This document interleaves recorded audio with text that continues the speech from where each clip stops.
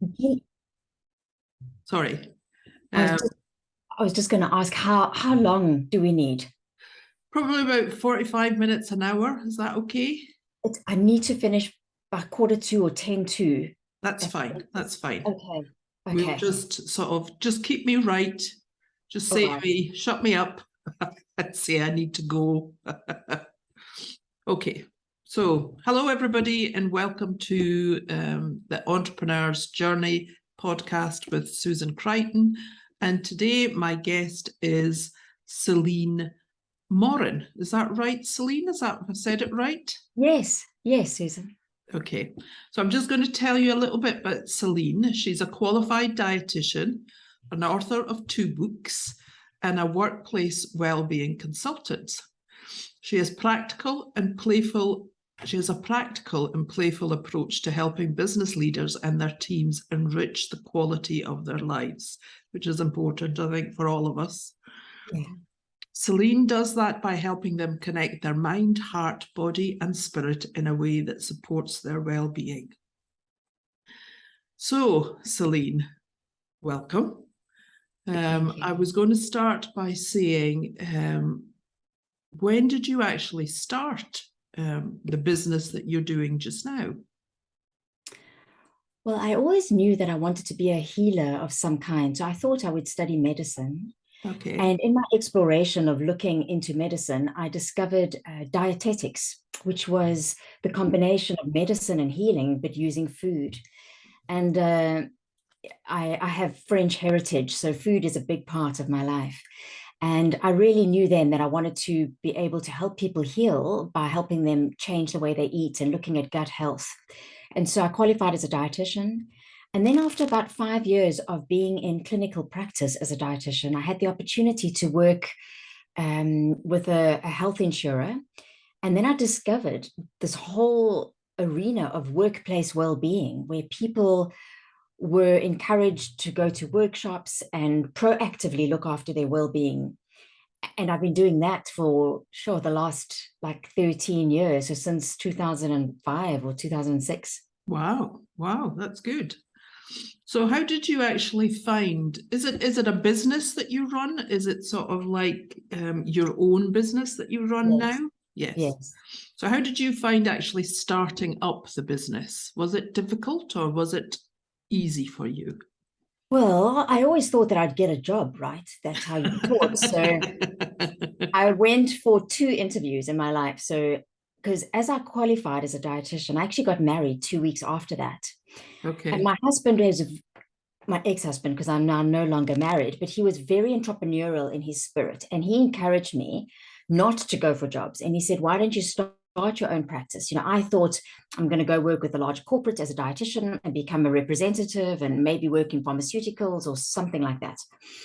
And so he encouraged me not to do that. Okay. So slowly, it was not easy, no. But I slowly started building my practice. I remember right in the beginning, I would actually drive to people's homes Yes. and then consult with them, which was very effective to help them get like maximum input. Imagine a health practitioner coming to your home, standing in your kitchen, helping you spring clean your cupboards and talking Yes. to you with your family. But it wasn't financially viable because I No. couldn't charge for all the time, for instance.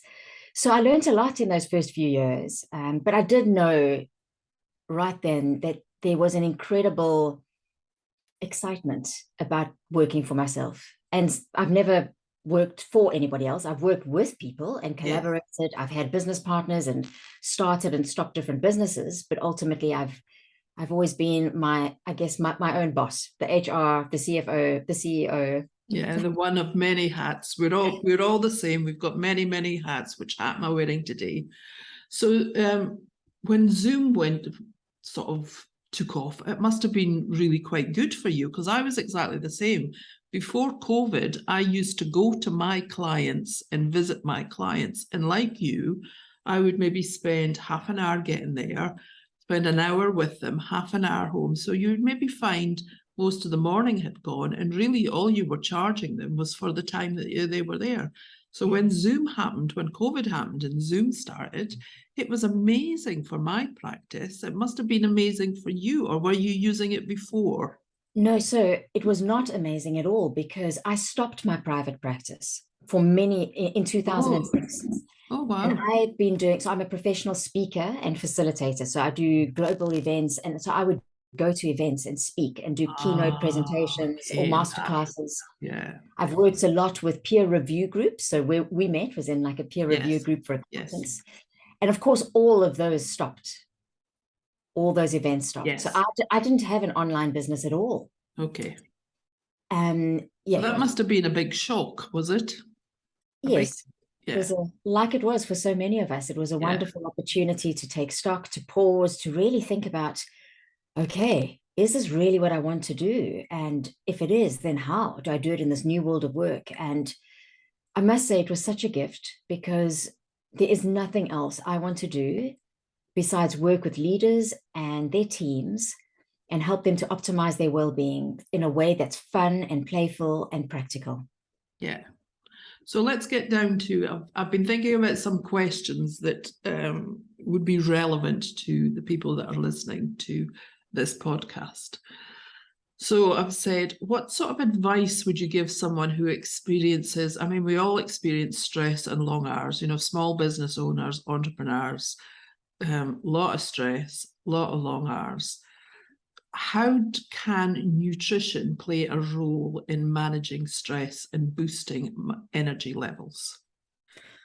Well, it really is the foundation because our physiology, so our internal chemistry, determines how we feel and how we think and how we act. So physiology impacts psychology and ultimately performance. For instance, if you have a bad night's sleep, Yes, so you wake up and you're sleep deprived, yes, you grab 1 or 2 cups of coffee, maybe a quick slice of toast, and you don't eat anything until 3 o'clock.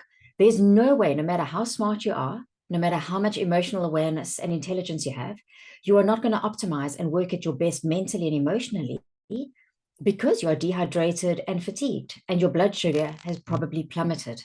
yeah, So, in terms of energy, the baseline, our energy fuel is our blood glucose. And the more stable your glucose levels are inside your body, the more you have this constant trickle of fuel coming to your body and your brain. But many of us don't fuel in a way that's strategic. So I speak a lot about strategic refueling. okay, And so that's the link to energy. Then the link to stress. Stress ultimately isn't bad. It can be good, right? It's when it's prolonged, like it is now. I mean, everybody, it feels like we're all drowning in a sea of stress. There's high levels of yes, anxiety and mental health, um, and stress is impacted by hormones, and hormones are impacted by glucose. So if your blood glucose levels and your hormones are roller coasting up and down, you're going to make it much harder for your body to manage any form of stress. And then also, there's a process, perhaps we can go into detail a little bit later, called inflammation. And inflammation is what happens inside the body when we have a lot of stress. There's many other things that impact inflammation, but stress does, especially high levels of cortisol that don't get cleared because we don't exercise, we don't take time off, we don't do self-care, we don't get enough rest. And the combination of high inflammation with stress and bad lifestyle habits is just a recipe for disaster. It makes it harder for us to rest, makes it easier for us to put on weight. It makes us want to crave sugar. We have brain fog, so we need coffee. So we can easily get into the spiral. And that's where a lot of my clients are. And so I want to start off and say, a lot of what I share, people know. Like we know that it's good for us to eat salads and vegetables and to exercise, but yes. it's not easy to do. If it was No. easy, we would all be doing it and we'd be happy and healthy and wealthy and I wouldn't have it. Yes, yes, I agree. So, should we be monitoring our glucose levels then? Is that what you're saying? Or is that too sort of in the opposite direction? I mean, No, I I would. mean, I don't sleep. I really don't sleep very well. And I know, I mean, I get to sleep great, but I wake up. I have sort of periods. If I have a 4 hour sleep where I sleep for 4 hours, that's good for me. Usually it's 2 hours and then I wake up, and then it's another 2 hours, and then I wake up, and then it's another 2 hours. And I've tried lots of things to sort of resolve that. I just can't get it. But when I wake up in the morning, if I'm feeling a bit sort of tired and things, what's the best thing that I should be doing? I mean, I don't drink tea and coffee, so I wouldn't be going for the coffee, but what's the best thing I should maybe be doing? Should I be taking supplements, or should I be looking at specific foods that I'm eating, maybe for breakfast, for lunch, for my tea, dinner sort of thing? Yeah. So what I generally do with people or clients, whether I work with leadership teams or groups or even individuals, is I take them through an assessment that I created called the Wellculator. Okay. So the Wellculator looks at 10 areas that are fundamental. We need to have them in place if we want to support good physiology, good energy, good performance, and help our bodies to be able to better manage stress. So I would first say we work through that assessment because all of us are unique and different. One of the questions on the Wellculator is, do you get adequate rest? So are you waking up feeling rested? And I would say that is probably the most important one. So you've just mentioned to me, Susan, without doing the assessment, Yes. That's where you struggle. So on the topic of sleep, I mean, I have been an insomniac for a long time. And I would say it's only in the recent years, and COVID made it worse again, but that I've really come to grip with it. And there's so many things that you can do. And a lot of them we don't even realize because we don't think about them. So I've done a whole masterclass, which perhaps we can actually share the link to that also with Simon, who initially introduced us. Yes. That was for accountants around how to get better sleep. So for instance, when you go to bed at night, sometimes that's too late to start thinking about, I'm sure you've heard about it's important to stay off your phone for an hour before you go to sleep and have a cooler room and darker. And all of that is called sleep hygiene. And there's a lot that we could discuss there. What I always start, because for me, this is what helped me with my sleep issues. At the start of your day, as you wake up, are you getting outside and having 15 minutes of natural light coming in through your eyes? Oh, okay. No, so that would be, if you wake up in the morning, before you have, you said that you don't drink tea and coffee, but if any of the listeners, before you have tea or coffee, or maybe you make your cup of tea or coffee, and then you go stand outside. The important thing about standing outside is even if it's cloudy and overcast, and if it's raining, you can literally stand in your doorway. When you look up towards the horizon or the sky, the UV light that comes in through the retina touches a part of the brain that has what we call chemophotoreceptors. And those receptors are involved with helping your body create balance. It's called the circadian rhythm, and helping you manage stress, helping you regulate cortisol, and actually helps you get sleep at the end of the day because it helps your brain realize we're awake. It makes you feel more wakeful. And then it starts the process of regulating hormones. So that's the first thing I would say. And a lot of us don't. We wake up in the morning and it might be crazy with kids and pets and we're grabbing a hot drink. And then before we know it, we're either driving to work. So we're not really outside. We're inside the car, or we just go to our desk, the dining room or our home office, and we haven't been outdoors. No. So I would say, Susan, if that's something you're not doing, try that for a week and see if it helps. That's really interesting. And see this Wellculator? If they go to your website, will they be able to sort of... Yes, absolutely. So on my website, on the homepage, you can actually sign up. And what I do is I take you through the Wellculator in 4 short videos over a few days. So it's all bite-sized and easy. It's not a big time investment. And you'll get a downloadable PDF. Okay. It has the 10 questions of the Wellculator, and you can score yourself and see what your score is out of 10. Generally, the average score is around about 4 or 5 out of 10, even though a lot of these things are absolute basics. But remember, common knowledge isn't always common practice. And then do you sort of pick the one that you're worst at and work on it first? Is that what you do? Such a great question. You pick the one that you feel the most excited about changing. Okay. That's very important because remember, if all this was easy, then we would all have a Wellculator score of 10 out of 10. Yes.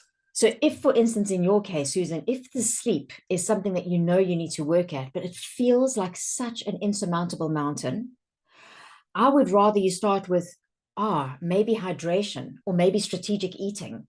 Because if that feels easy and you're more excited, well, how are you going to feel in a week or two's time if you've done something you set out to do, like you're having an extra 2 glasses of water every day? Yes. You're going to feel good, right?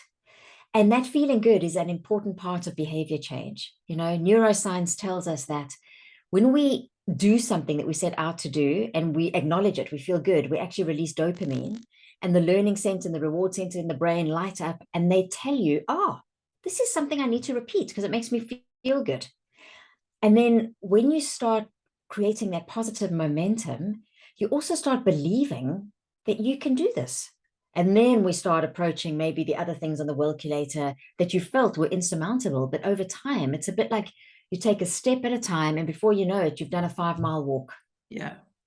And how quickly? So if I started, say, tomorrow morning, because what I do is I get up quite early, and I just get up quite early, and I work from home, so I go to my desk and I sit at my desk. So say tomorrow morning I get up early, as I normally do, and I go and spend 15 minutes outside.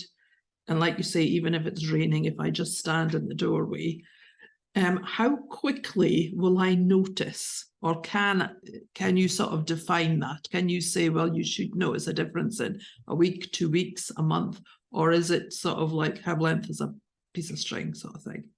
It's a very good question. You know, each of us are quite unique, and our biochemistry is unique. I must say that I probably felt a difference within a week when I did that. Because it was January 2021. It was in the middle of lockdown. I was feeling very stressed. I really thought that I had just hit menopause overnight because my brain was foggy. My energy I felt like I was walking through treacle every day. I wasn't my usual sprightly, joyful self, and I was sleeping badly.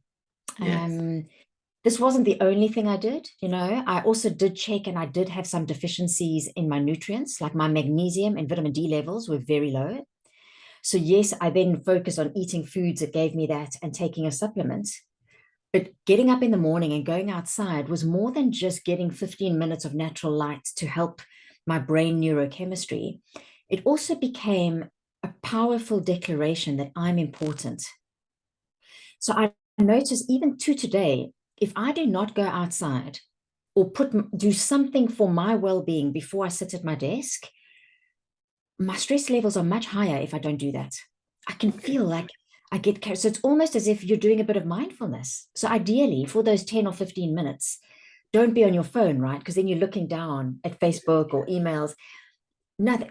If you've got company because someone lives with you, or you've got a pet, amazing, or you want to say hi to the nature.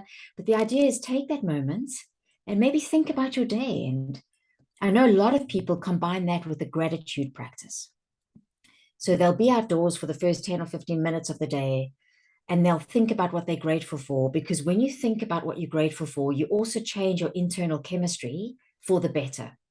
So you reduce levels of cortisol and adrenaline, and you increase levels of oxytocin, which make you feel good. Yes. Yeah. Yeah. So you'd mentioned supplements there, and I think I'd said to you, what about supplements and things?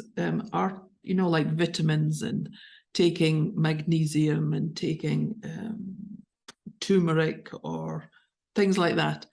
Is that worthwhile? Is that worth doing? Susan, and for any of the listeners, it's only worth doing if you're measuring that they're actually working for you.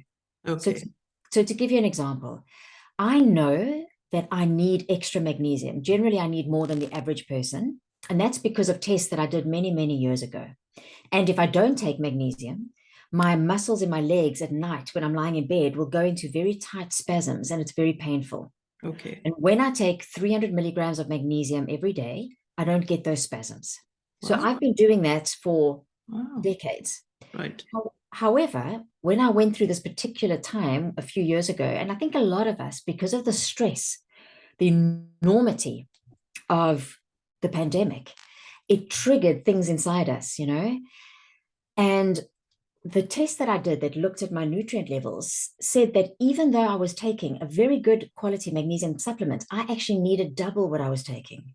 Wow. So, yeah, so I doubled it to even more. And then the vitamin D, I was using a vitamin D supplement, but it wasn't really being absorbed because the levels were clinically very, very low. And when I took a different form of vitamin D and then I did the vitamin D test again, my levels were okay. They were normal. So what I'm saying is, if you are paying for vitamins and supplements, it's also worthwhile to maybe once a year or once every couple of years, pay for a test that you can check whether you're absorbing them.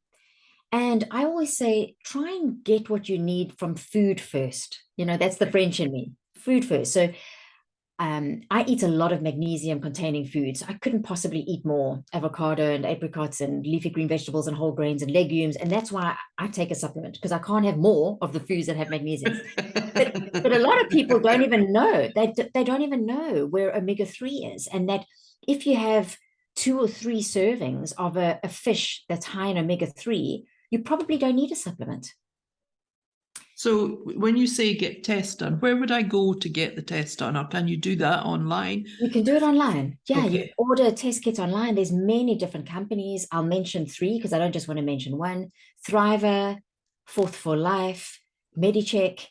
And you can order these kits. And then depending on how much you want to test, they then tell you that you need to send back saliva. You might need to send back a little bit of blood, you know, so you do your finger prick. And you can get some insights. I think it's wonderful and important for all of us to be responsible and proactive about our health. You know, we shouldn't go to our local GP and burden the NHS even more with something like this. No. Unless you have a particular health issue that you feel might be related, and then need these tests. But I think it's really worthwhile for us to do this once in a while. I call it on the Wellculator, it's point number 5, and it's, do you know your health numbers? Okay. So are you checking things like your nutrients and also cholesterol? And you asked me right in the beginning, should we test our blood glucose? Yes. There is a test that you can do. And it's called the HbA1c. It's the glycated hemoglobin. You don't need to remember that. Most of these online tests, when you're asked to check for glucose, they will do that test. And it gives us an indication of what's happened with your blood sugar for the past 3 months. Okay. So it's not just a real, because maybe you've had a bad day and you've skipped breakfast and then had, like, you know, a chocolate as a snack. If you check your blood sugar, then your glucose might be really, really high or really, really low. Yeah. Whereas the test that I'm mentioning takes a variance, like an average. It's quite exciting that we can measure what your glucose has been doing for the 3 months before you took the test. Wow, that's incredible. I know, it is incredible. The body is incredible. You know, when you give it what it needs, it is so intelligent. You know, like, perhaps we could slowly move into the topic of gut health. You know, Yes. if you support your gut health, like you have enough fiber in your diet and you eat enough vegetables and you can help those bacteria that are good for us to grow and be strong, you won't get sick.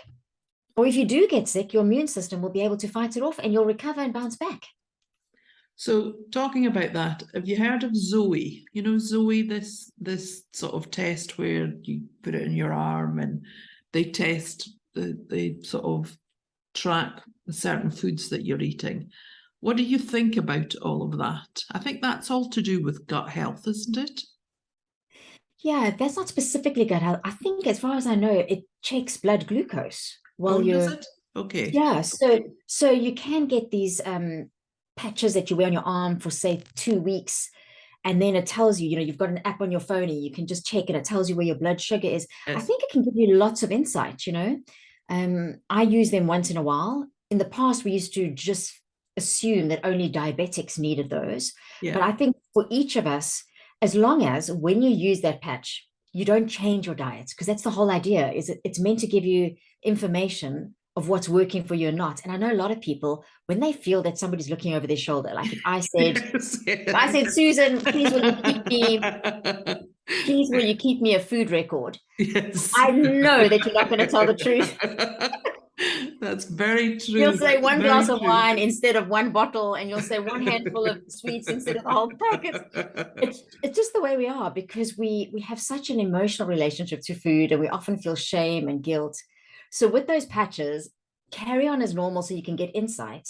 Then hopefully sit with someone. So sit with a nutritionist or a dietitian that can help you based on your lifestyle, any medications you're taking, family history, any blood tests that you know of.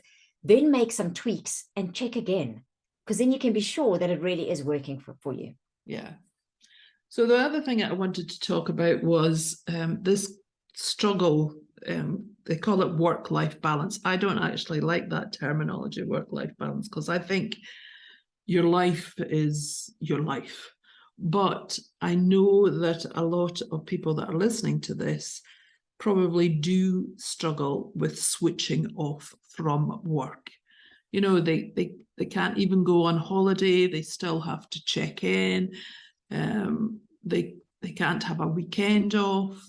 They work nights. You know, they sit with their phone beside them, checking their emails and all the rest of it. So can you sort of maybe give us some advice on how to sort of maybe create boundaries or establish a healthier balance between that? What would you suggest? Such a great question, and something all of us need to pay attention to, myself included. So yeah, like, I don't use the term work-life balance. I prefer to use the term work-life integration. Okay. And in fact, I think we should drop work because it's just life. Yes, I agree. It's life. And for me, even if you are doing a work task, if you're doing it from a place of mindfulness and joy, that's very different to if you're not working, but you're very anxious and stressed anyway. You're not enjoying that either. No. So for me, it's about how do I show up all the time, no matter what role I'm playing. I could be a mom, a friend, a sister, an employee, an entrepreneur, a friend. And with the new way of working, and with so many of us like yourself working at home, it's become so easy to blur those lines of where my work persona starts and where it ends. Yes. So I would say, look at what you can do rather than how do I switch off? I would ask the question, how do I switch myself on? So how do I bring in more activities that turn me on, that make me feel excited, joyful, happy? For instance, have you got hobbies? Have you got something to do if you were to stop working? Because a lot of us don't. And then, of course, we're not going to create vacuums in our life. So can you cultivate interest in things so that when you try to switch off, you've actually got something to do that you find appealing? Yes. And I would say in the beginning of the day and the end of the day, those are good pockets of time to start exploring, being very strict about the screens that you allow close to your body and that you look at. Okay. Yeah. So ideally, you know, for half an hour to an hour in the morning, and also the same amount of time, an hour before you go to bed, it's a good idea not to be looking at any kind of screen, no TV screen, no phone, because the light emitted from those devices keep the brain switched on. So it keeps melatonin levels high. Even the TV. I know they say about your phone and things and the computer, but the TV. What's important about the TV is some of us, myself, for instance, I'm very sensitive to what I watch. And so if you're watching something like a documentary, maybe about nature, or something that's not going to be stressful, or maybe a movie that's like relaxing, but if you're watching an intense documentary about world events or the news, that's going to have a very different effect on your nervous system. And a lot of us are in front of the TV, and then as we switch it off, we go up to the bathroom, which is another bright light, brush our teeth, then we go to bed, and we're not sleeping in completely dark rooms either. No. So the retina, those chemophotoreceptors that I spoke about right behind the eyes and connecting to the prefrontal cortex of the brain, they just never get a chance to relax and switch off. No. And what I have now been taught through the neurochemistry and neuroscience work I've done is that the retina, the eyes, and the brain need at least half an hour of like darkness and no internal and no stimulus coming in to relax, to help the brain switch off. Wow. So yeah, I guess what could you do if you switched off your TV and you had half an hour before you even started going to brush your teeth and go to bed? And then when you brush your teeth, don't put the bright light on in the bathroom. No. I suppose could you read? Would that be, or is that too much of a stimulus? No, you could absolutely, reading is very different. Okay. Because there's no false light. Read. Yeah. Maybe listen to music. Yes. Maybe listen to audiobooks, something, but once again, be careful of listening to work-related things on how to achieve and reach ROI, because that's going to keep your brain going. Okay. Connect, you know, if you live with people, is have authentic, what we call authentic relating, because we're just not spending time with each other. You could be just 4 people in a speak to house. someone, sit and speak to your hubby for half an hour. Your kids, I suppose, if they're older, if they're still up. And if you're like me and you live alone, what I often do, and I even do it in winter now, because a lot people have told me there's no such thing as bad weather. There's such a thing as bad clothing. Yes. So at night, what I do is I go for a 15 or 20-minute stroll around my neighborhood. And if it's raining, I'll take an umbrella. Yeah. And those nights, especially if I've started my day in the morning with the 15 minutes of sunlight, and then I've done 15 minutes of being outdoors walking, I sleep so well. Wow. I sleep so well. So for me, that 15 minutes at the start and 15 minutes at the end is definitely worth doing. There's no way I say to myself, but I don't have the time, or I don't feel like it, because it's going to give me 8 hours of sleep. Yes. Yeah.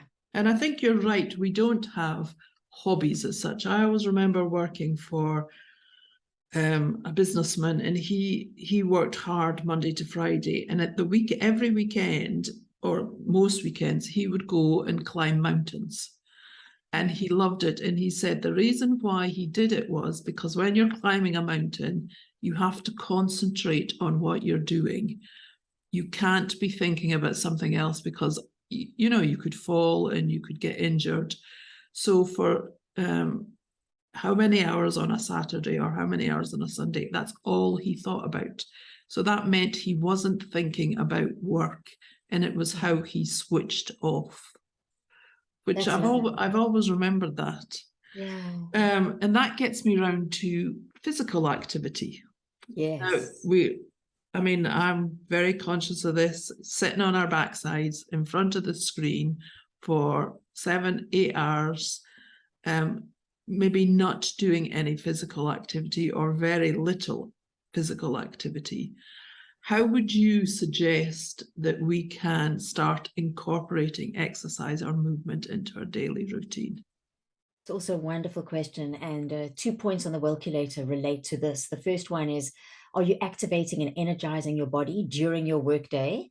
And then the second one is, are you getting enough intentional exercise? So during our workday, if you sit for longer than an hour, you will probably start to hunch your shoulders, lean forward, clench your jaw, and frown. So it sounds lovely. That perpetuates the stress cycle, and we feel so constricted and tight. And then, of course, when we finally break out of that after 2 or 3 hours, all we can think about is like pepping up our energy, like I need some sugar, or I need a salty snack, or I need another cup of coffee. So firstly, I would say, try to never sit for longer than an hour, which means we need to relook how we do meetings. Can you make your meetings 55 minutes or 50 minutes instead of an hour? And give yourself a body break. Stand up and stretch. You can even just do this now if you're listening, as long as it's safe and you're not driving. Even just changing where your eyes go will help to release some of the tension that we have behind the neck and the jaw and the forehead.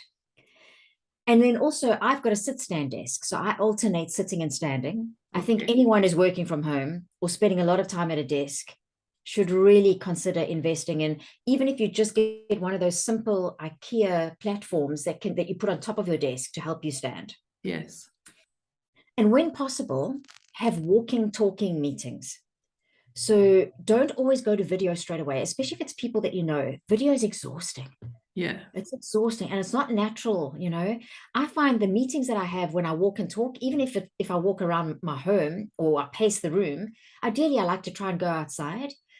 They are never long meetings because we get to the point quicker.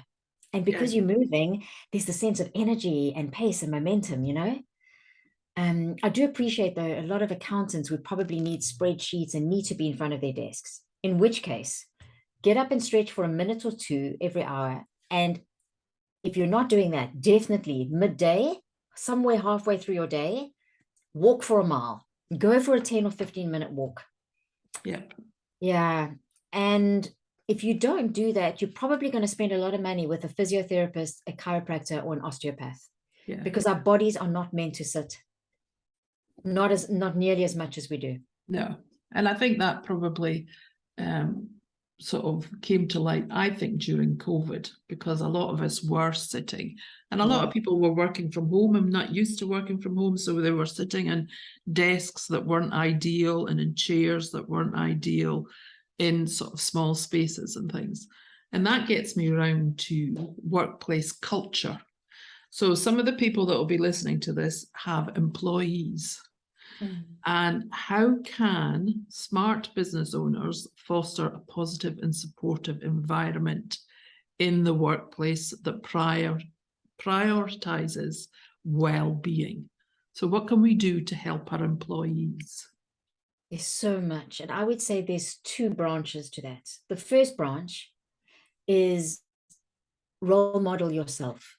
Okay. So that's why I love working with leaders and business owners, because ultimately it's a bit like, you know, those of us that are parents know that kids do more of what you do than what you say.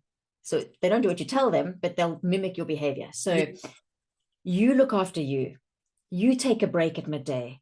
You stop sending emails at like 10 o'clock at night or 5 o'clock in the morning or on a Sunday night. You know, like, you look at your own work-life integration, create opportunities for your own joy and happiness, and improve your sleep. And then the second part is, absolutely, we are not taught this anywhere. We're not taught this in school. It is, I believe, the responsibility of any workplace leader to think about how they can make it easier for their workforce to access this kind of information. Because people, we now know, we don't leave our bodies behind when we get to work. So if we have a mental health issue, if we have low energy, if we have back pain, all of that is arriving, and that can drive presenteeism. So there's a lot of research showing that investing in well-being, as long as it's the right product for the audience, can really give you an ROI. And that's where it's important to find out what people want. You know, maybe do a survey or a focus group, or offer a holistic type presentation, and then see what your employees feel. And if they, wow, we really enjoyed that, can we have more? Then you give them more, because you also don't want to, as a leader, be seen as being a parent, you know, and telling people what to do, because well-being is very personal. Yes. But in my experience, I mean, my business has thrived for almost 2 decades, and I work with small businesses, large businesses, small teams, big teams. And if the message comes across in the right way, people appreciate it so much. They feel cared for and acknowledged. But as long as it's not just, I don't like to work with clients that just want to do a tick box exercise, like, oh, we need a well-being initiative, let's do this. Yes. I really like to work with clients that say, okay, let's invest in a 3, 4, 6 month or a year program. Let's get feedback from the staff. Let's check engagement. Oh, and then we can change lives. I mean, I got a message this morning from a business leader who said, you know, Celynn, from your workshop 3 years ago, I'm still using your morning routine suggestions. So in one presentation, he's changed his behavior, and it's lasted for years. That's good. Yeah, that's really good. And I was going to say to you, maybe this is a bit sexist, but do you find men more difficult to convince than women, or am I being sexist? I can just see especially from the accountancy profession, maybe not, but historically from the accountancy profession, I can see a lot of men going, poo, what a load of rubbish. Yeah.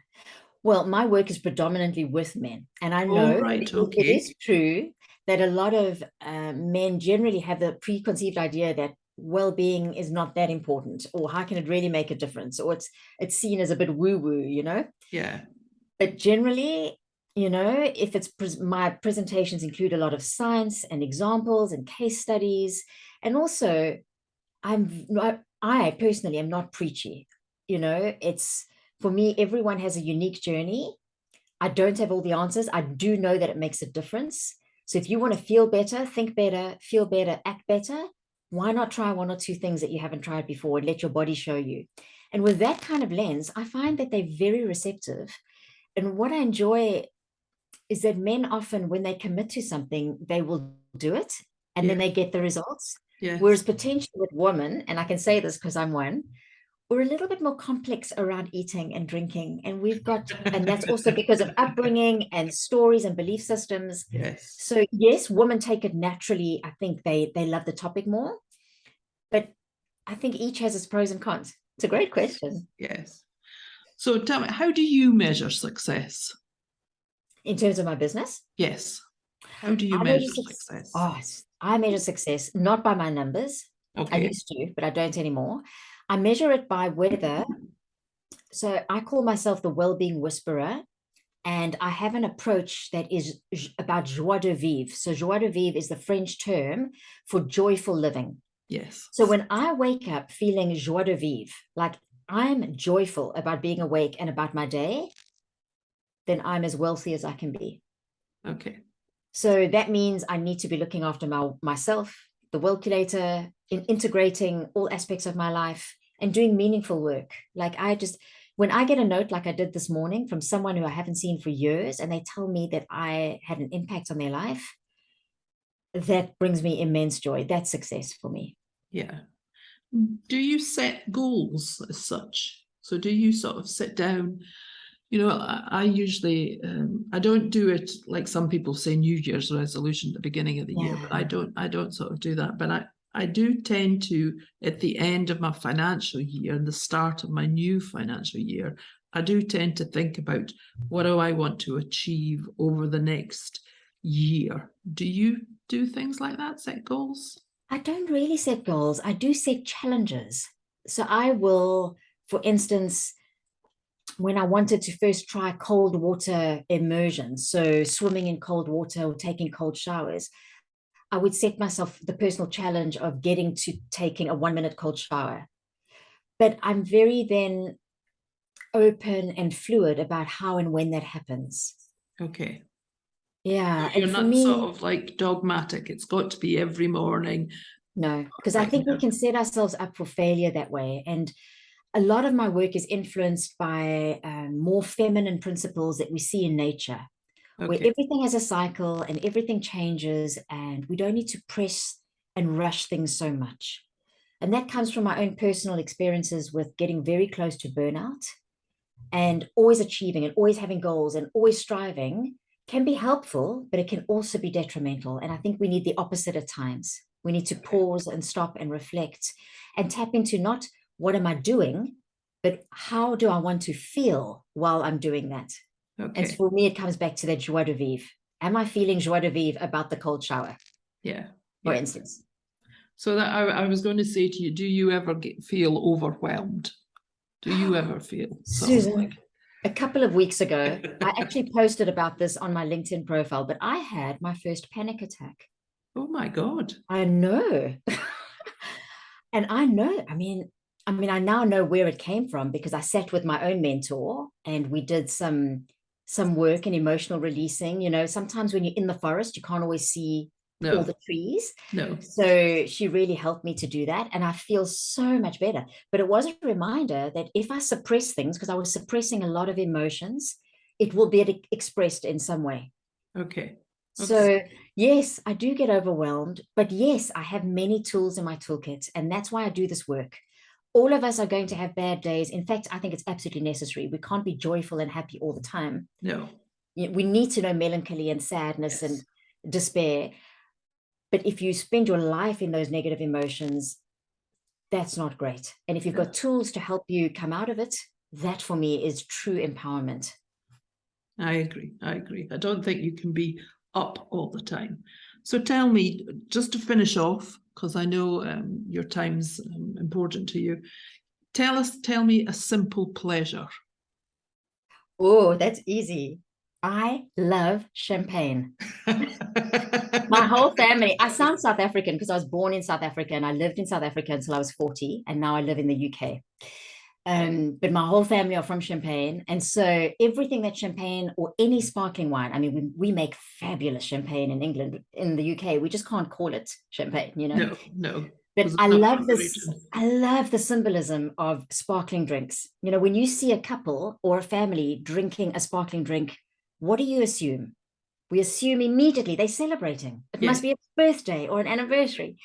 And so for me, you know, I had champagne by myself on Tuesday because I had had this beautiful session with my mentor and I had released all this anxiety that I had been carrying for 2 weeks. And it was a champagne moment for me. But so you don't have to open champagne to have a champagne moment, right? No. Yeah. But if anybody knows me well, they know that I love anything to do with effervescence and joy, and champagne is part of that. Well, that's interesting, because I get drunk very easily on champagne. I don't know if it's the bubbles, but I just have a couple of glasses and I'm a bit sort of tipsy. But I love it. I do love it, I must admit. Yeah, I like as well that champagne for me is about quality over quantity. You know, you have a glass or two and then you stop. Or Yes. that's how I was brought up, you know. So even though I opened a bottle, I've still got more than half in the fridge because I've got a good closed cap on top of it. Yeah. Well, it's been really good to talk to you. I've learnt a lot, and tomorrow morning you'll find me for 15 minutes standing in my garden. My dog will probably be with me going, what the hell's happening here? But I will be in the garden, and I'll let you know if it works. I'll let you know if I sleep better. Thank you, Susan. And please, I'd like to say to anybody who's listening, if they want to reach out to me, LinkedIn's probably the best place, or on my website. I would be honored to be anybody's well-being partner, because if we do this together, we can help rise the tide of well-being, and then that lifts all the boats. Yes, I agree. I agree totally. Thank you very much. My name is Susan Crichton. This has been The Entrepreneurial Journey. I hope you've enjoyed listening, and I'll talk to you next time. Thanks.